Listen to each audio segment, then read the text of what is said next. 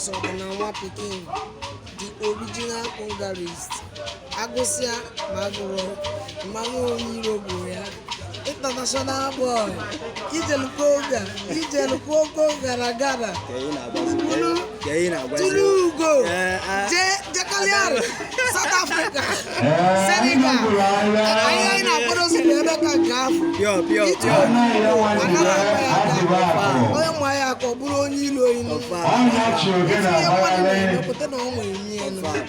for sure.